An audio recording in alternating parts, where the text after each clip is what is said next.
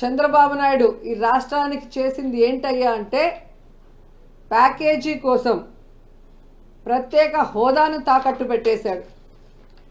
కమిషన్ల కోసం, కాంట్రాక్ట్ల కోసం పోలవరాన్ని తాకట్టు పెట్టేశాడు. రియల్ ఎస్టేట్ వ్యాపారం కోసం అమరావతిని తాకట్టు పెట్టేశాడు. ఓటుకి నోటు కేసులో దొంగలా దొరికిపోయి ఉమ్మడి రాజధానిని కేసీఆర్ గారికి తాకట్టు పెట్టి దొంగలా అర్ధరాత్రిలో పారిపోయి వచ్చాడు.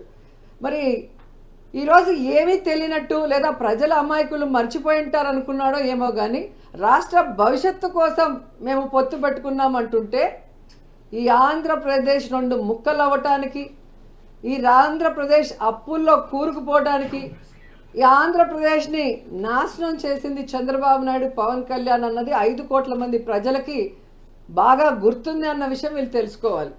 అండ్ ఈరోజు మీరు చూస్తే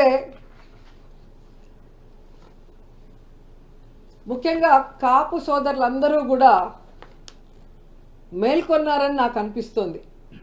ఎందుకంటే వంగవీటి రంగాన్ని చంపిన తెలుగుదేశం పార్టీ, అలాగే ముద్రగడ పద్మనాభం గారిని అవమానించిన తెలుగుదేశం పార్టీ, ముద్రగడ పద్మనాభం భార్యని, కోడల్ని బూతులతో తిట్టి అలా కొడుకుని ఎలా కొట్టి పోలీసులు లాక్కు వెళ్లారో చూసిన సోదరులు, అలాగే తుని ఘటనలో కాపు సోదరులు, కాపు యువకుల మీద తప్పుడు కేసులు పెట్టిన తెలుగుదేశం పార్టీతో ముఖ్యంగా ఈ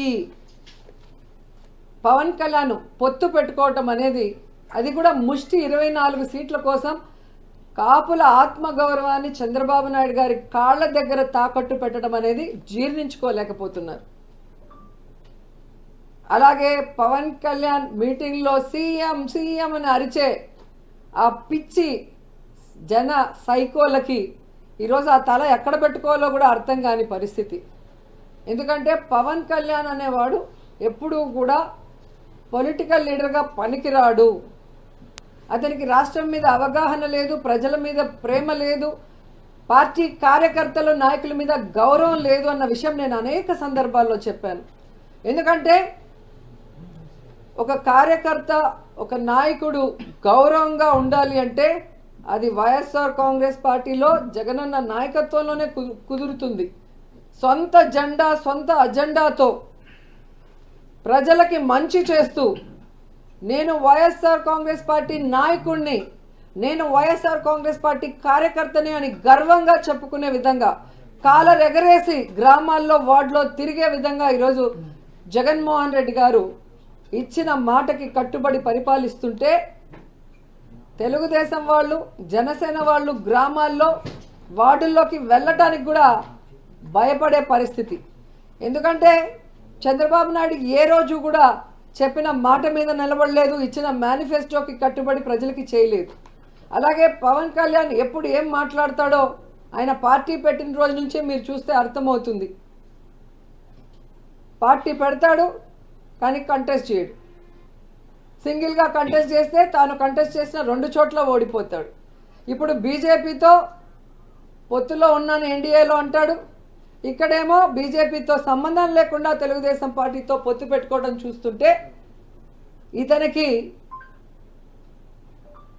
ఏమైనా విలువలు ఉన్నాయా అని అర్థం చేసుకోవాలి రాష్ట్ర ప్రజలను కూడా ఈ సందర్భంగా తెలియజేసుకుంటున్నా. ఈ మధ్యగా చంద్రబాబు నాయుడు గారు కోర్టులో అన్నాడు, నాకు హెల్త్ బాగాలేదు, నాకు రెస్ట్ కావాలి అని. నిన్న కుప్పంలో భువనేశ్వరమ్మ చెప్పింది, మా ఆయనకి రెస్ట్ కావాలండి, ఆయన పని అయిపోయింది అని. సో 2024 ఎన్నికల తర్వాత చంద్రబాబు నాయుడుకి, పవన్ కళ్యాణ్కి పాలిటిక్స్ నుంచి శాశ్వతంగా రెస్ట్ ఇవ్వడానికి ఆంధ్రప్రదేశ్ ప్రజలు సిద్ధంగా ఉన్నారు అన్న సంగతి తెలియజేసుకుంటున్నారు.